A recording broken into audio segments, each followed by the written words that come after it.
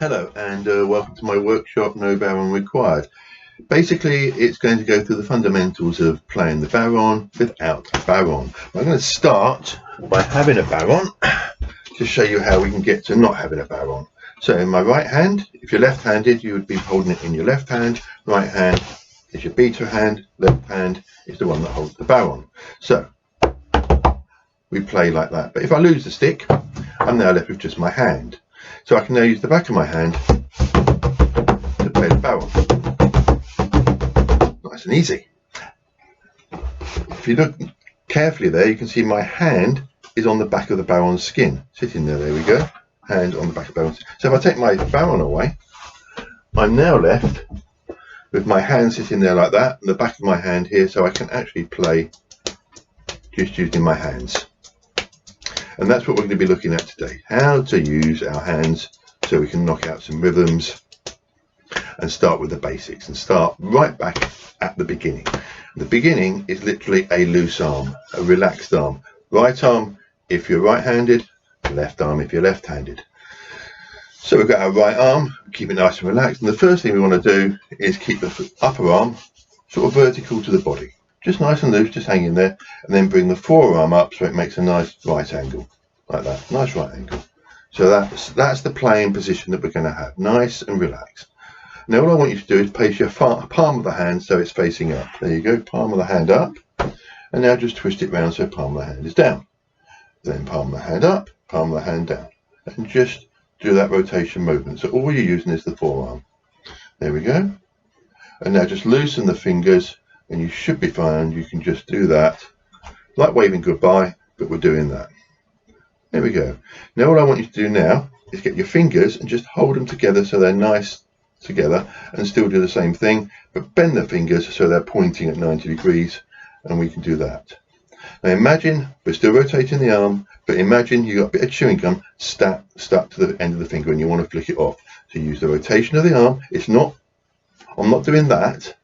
I'm rotating my arm like that. So we're using the rotation to try and flick off the chewing gum. While I'm doing that, if I bring in my bodhran now, imaginary bodhran, stuck to that hand there, I can bring it across and I can start to hit my tip of my fingers on the other hand. There we go. Okay, that's going to hurt quite a lot because obviously our fingernails are now scraping against our hand. So to prevent that from happening, all I need to do now is just point my fingers back towards me.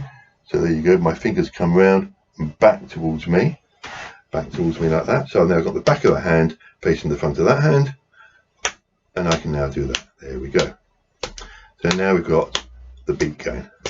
Nice relaxed forearm, doing the twisting motion, not up and down, twisting, but you will see a bit of it up and down, but that's just me, natural movement of the hand. What's doing the actual work is the rotation of this arm. And all we want to do is just do that. And then we've got our basic downstroke. That's all our downstroke is. There we go. Nice downstroke. Just go along with me with this. Just play along. Just go along. Nice downstrokes. There we go. Now obviously our hand's coming back up to do the downstroke. So on the way back up, we can hit the skin or the hand going that way up. So we're now going up, down, up. We just do the flick up. It's like trying to get the chewing gum and throw it up onto the ceiling. So we're just flicking it up in the air, using the rotation of the wrist. It's the rotation of the arm and the wrist that's doing the work. Not the arm going up and down, not in any of this. It's the arm just coming up like that. So now we do down, up, down, up, down, up, down, up, down, up, down, up, down, up, up, down, up, down, up. And that's all there is to playing the bodhran. It's just this arm being relaxed. The problem you've got is you've got to train this arm to do it. It's not going to do it automatically. You're going to want to play it like that without any twist. If you do that, you get a very scuffy sound.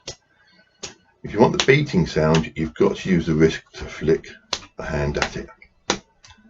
Okay, let's just try it again. Down, up, down, up, down, up, down, up, down, up, down, up, down, up. Brilliant. Just practice that, and that's the first steps towards playing the bodhran. Okay, I'm going to move on in a bit with some more, but I'm just going to pause for a moment. Okay, so I've asked Hazel along to play a piece of music so we can play along with what we've learnt. Remember, we're going to keep the beater arm nice and relaxed, and we're going to have the baron hand on this side so we can play against it. It's just going to be down, up, in time with the music, and just keep gently going along with it. It'd be good. Okay, take it away, Hazel.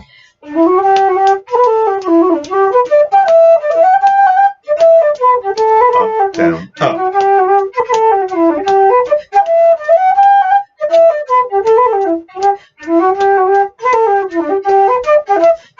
you find your arms getting tense, then just relax it and come back in again.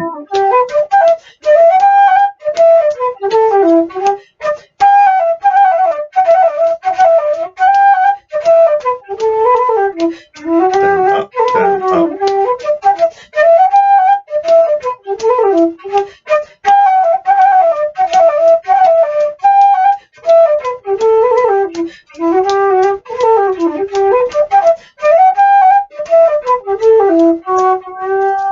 Brilliant. Okay, thank you, Hazel, for that. That's fantastic. Okay, continuing the theme, no baron required. Now I can use some everyday implements that we've got laying around the house to show you how you can improvise playing a baron before you actually go out and get yourself one or think it's the thing you might want to do. So the first thing, I need a beater. And I've just gone and raided the kitchen, and I've got a pastry brush and I've got a wooden spoon. There we go.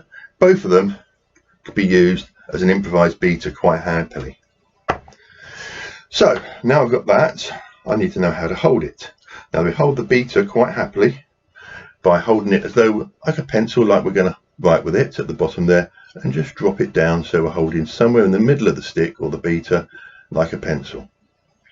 We now go back to our nice relaxed arm and take the tip of the beater down the bottom there and point it towards our belly button. Same position that we had the hand before. Hand coming round, fingers pointing at belly button, and so now the stick's pointing at the belly button. There you go, nice and simple. And now what we're going to do is that standard plicky thing, like we're trying to get the chewing gum there off the end of the stick. It's the rotation of the arm again. We're not doing that, all the rest of the arm relaxed. Now if I bring in my baron here, I can now start playing it. It's my hand, but it's where the baron would be. Okay, so we're doing that. That's our nice downstroke. That's our upstroke. Down, up, down, up. There we go. That's using our beater. So we want to use something for a baron now. Now the simplest thing you can go and get is a book, folder, anything like that, and you can start to play on that.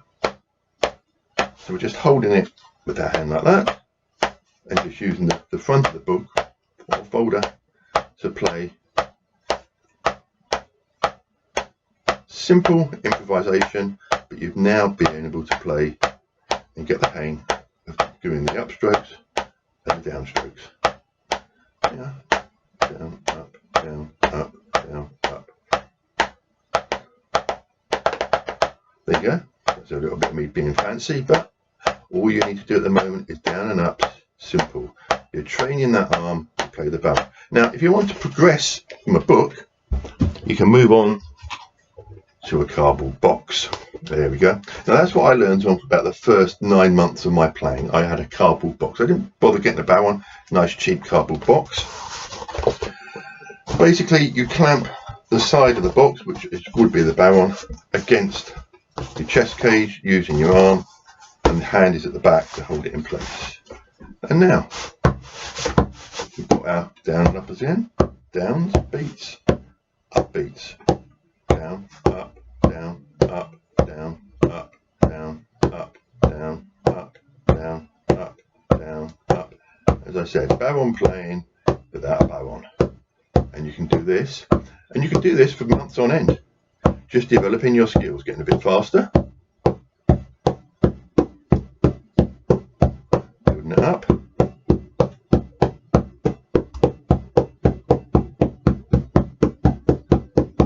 and slowing it down.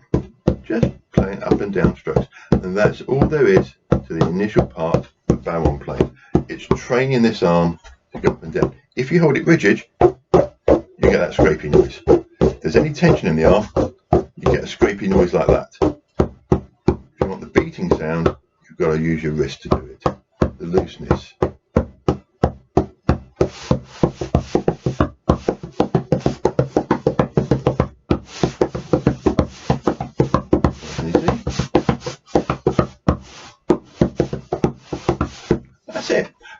just to recap, you can improvise the baron. You don't need to go out and buy one straight away. You can use a beater from the kitchen, you know, any stick will do. Okay, I'd like to talk to you a little bit about rhythms and the rhythms you're going to come across whilst playing the baron out and about, or when you're playing at home to different tunes.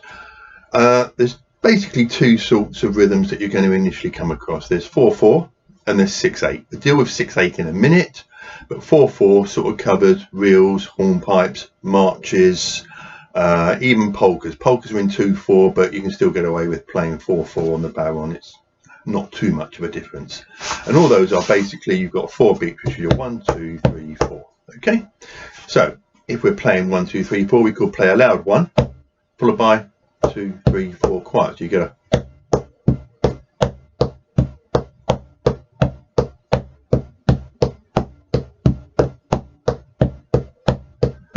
and etc. and so on.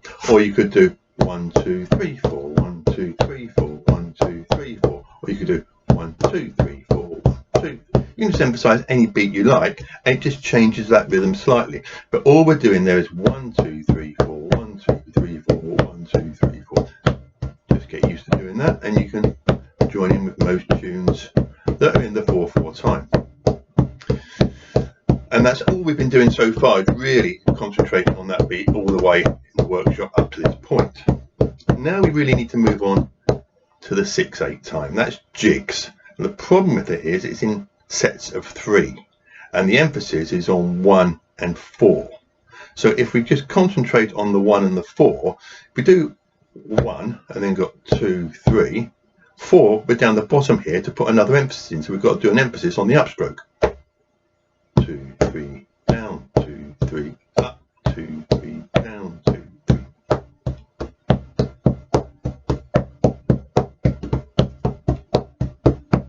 And that gives you your jig rhythm.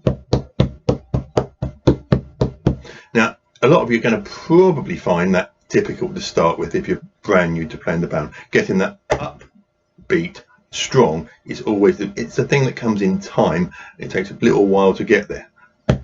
Up, 2, 3, down, 2, 3, up, 2, 3. So it's something you can do instead, which will still fit in with the 6/8 timing, is down, down, up. So down, down, up, down, down, up, down, down, up. That fits in all jigs. So give that a go. Down, down, up, down, down, up. So you're out somewhere or you're listening to a piece of music jig, you can get away with playing down, down, up. And if you play, you can play both rhythms inside the same piece of music. So you can go.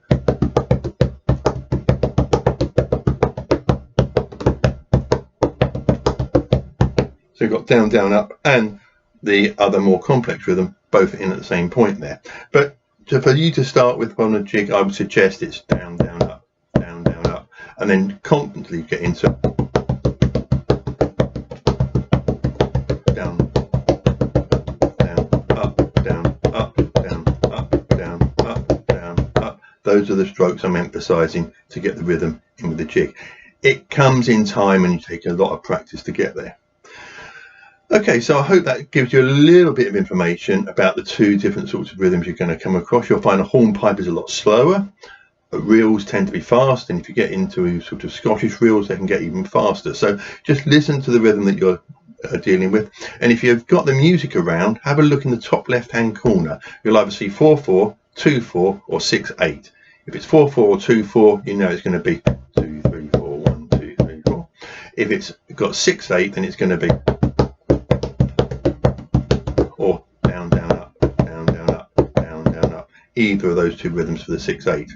That should help you then play along with some music or develop your own style as you go through. Okay, thanks.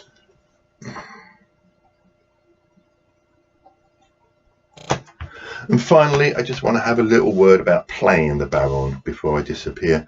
If you're playing the baron and you're out and about and you're in mixed company and you're playing in a session, something like that, you think you might want to join in, please, please be quiet. Don't bash it away. Don't think you're going to be playing it brilliantly to start with. No, just go along and play quietly, and I can show you how to play quietly. I'm going to take my baron for this. So if you're out and about and you want to play quietly, it's quite simple. all you do is put your hand on the back of the skin, spread it out, and play on your hand. There you go. Same down up, same relax. There we go. And you can play that all day long. You can play rhythms. But all you really want to do as a beginner is just get the up and down going straight like that. And that, up and down like that, or will actually, downstrokes only, will actually join in with most tunes. Down, up, down, up. You don't have to be fancy, you just need to get that rhythm going. And I can show you the difference as I bring it out.